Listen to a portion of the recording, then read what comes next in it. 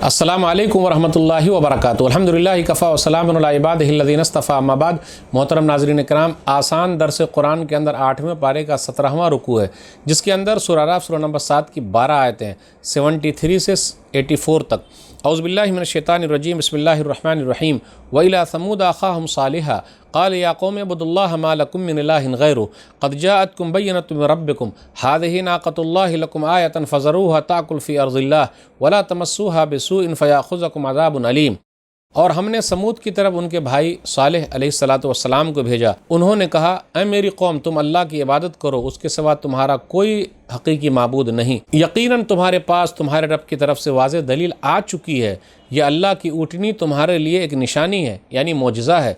लिहाजा तुम उसे अल्लाह की ज़मीन में चरने फिरने के लिए आज़ाद छोड़ दो और उसे कोई तकलीफ़ न पहुँचाना, वरना तुम्हें दर्दनाक अज़ाब पकड़ लेगा।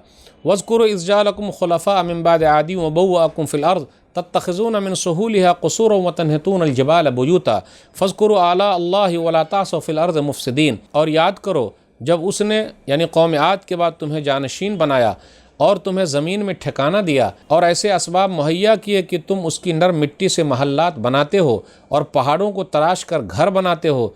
चुनांचे तुम अल्लाह की नेमतों को याद रखो और ज़मीन में फ़सादी बनकर मत फिरो।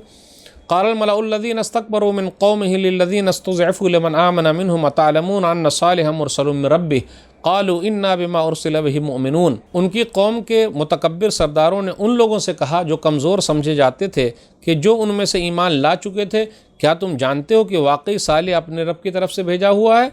उन्होंने कहा, हाँ, बेशक उसे जिस चीज़ के साथ भेजा गया है हम उस पर ईमान यानी यकीन रखते हैं। क़ालल्लज़ीना इस्तकबरू इन्ना बिल्लज़ी आमनतुम बिही काफ़िरून।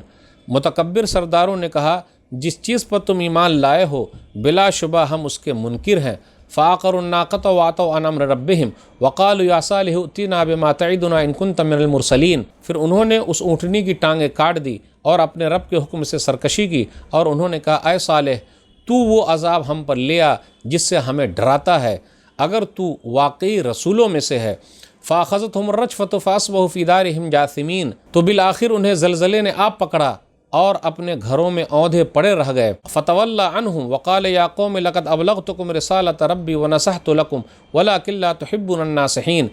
फिर सालेह ने अलैहिस्सलातु वस्सलाम उनसे मुँह फेरा और कहा, ऐ मेरी कौम, बेशक मैंने अपने रब का पैगाम तुम्हें पहुँचा दिया था और मैंने तुम्हारी खैर खाही की थी, लेकिन तुम ही खैर खाहों को पसंद नहीं करते। वलूतन इज़ क़ाल लिक़ौमिही अतातूनल फ़ाहिशत मा सबक़कुम बिहा मिन अहदिन मिनल आलमीन। और हमने लूत अलैहिस्सलातु वस्सलाम को भेजा जब उन्होंने अपनी कौम से कहा, क्या तुम ऐसी बेहयाई का इर्तिकाब करते हो जो तुमसे पहले दुनिया वालों में से किसी ने नहीं की। इन्नकुम लतातूनर रिजाल शहवतम मिन दूनिन निसा बल अंतुम कौमुम मुसरिफून। बेशक तुम शहवत की गर्ज से औरतों को छोड़कर मर्दों के पास आते हो, बल्कि तुम हद से बढ़ने वाले लोग हो। वमा कान जवाब कौमिही इल्ला अन क़ालू अख़रिजूहुम मिन क़रयतिकुम इन्नहुम उनासुन यततहरून। और उनकी कौम का जवाब इसके सिवा कुछ न था कि उन्होंने कहा, उन लोगों को अपनी बस्ती से निकाल दो, बेशक ये लोग बहुत पाकबाज बनते हैं। फ़अनजयनाहु व अहलहु इल्ला इम्रअतहु कानत मिनल गाबिरीन। फिर बिलाखिर हमने उसे और उसके घर वालों को निजात दी, मगर उसकी बीवी वो पीछे रहने वालों में से थी। व अमतरना अलैहिम मतरा फ़न्ज़ुर कैफ़ कान आक़िबतुल मुजरिमीन। और हमने उन पर बारिश बरसाई, फिर देखिए उन मुजरिमों का कैसा अंजाम हुआ। नाज़रीन इकराम, आसान दर्स कुरान के अंदर 8वें पारे में आज 17वां रुकू है, जिसके अंदर सूरह अराफ़ सूरह नंबर 7 की 12 आयतें हैं, आयत नंबर 73 से आयत नंबर 84 तक। इन 12 आयतों के अंदर 2 कौमों का तस्करा है। नंबर 1 सालेह अलैहिस्सलातु वस्सलाम की कौम कौम समूद का तस्करा है। नंबर 2 लूत अलैहिस्सलातु वस्सलाम की कौम का तस्करा है। आप गौर करते हुए चलें, आयत नंबर 73 से आयत नंबर 79 तक 7 आयतों में सालेह अलैहिस्सलातु वस्सलाम और उनकी कौम का तस्करा है। सालेह अलैहिस्सलातु वस्सलाम की कौम में क्या ख़राबी थी? नंबर 1 शिर्क, नंबर 2 अल्लाह की नेमतों की नाशुक्री। कौम आद के बाद अल्लाह ताला ने उन लोगों को जानशीन बनाया, फिर ज़मीन में ठहरने का ठिकाना दिया। तत्तख़िज़ून मिन सुहूलिहा क़ुसूरा, नर्म ज़मीन पर महल बनाते थे, यानी मिट्टी लेते थे, ईंट बनाते थे, बेहतरीन महल तैयार करते थे। भट्टों में जो ईंट जाता था फिर वहाँ से आता था, तो अल्लाह ताला ने उनको बहुत कुछ दिया, हाथ के अंदर कलाकारी दी, वो जो चाहते थे करते थे। फिर आगे कहा, वतनहतून मिनल जिबाल बुयूता, पहाड़ों को वो तराश कर घर बना लेते थे। تو اللہ تعالیٰ نے بڑی نعمت دی تھی. ہتھوڑی اور چھینی لے گئے اور پہاڑ کے اندر گھر بنا لیا. تو آج بھی مدائن صالح سعودی عرب کے اندر موجود ہے. ان کے گھروں کے کھنڈرات موجود ہیں. ان کے گھر پہاڑوں کے اندر موجود ہے.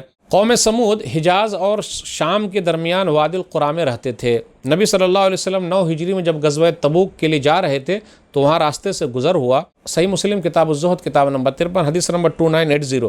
تو نبی صلی اللہ علیہ وسلم نے فرمایا لا تدخلوا علی هؤلاء القوم المعذبین الا ان تکونوا باکین فإن لم تکونوا باکین فلا تدخلوا علیہم ان یصیبکم مثل ما اصابہم. نبی صلی اللہ علیہ وسلم نے فرمایا عذاب والی قوم ہے، تم روتے ہوئے داخل ہو، اگر نہیں رو سکتے تو کہیں ایسا نہ تم پر ہی عذاب آ جائے.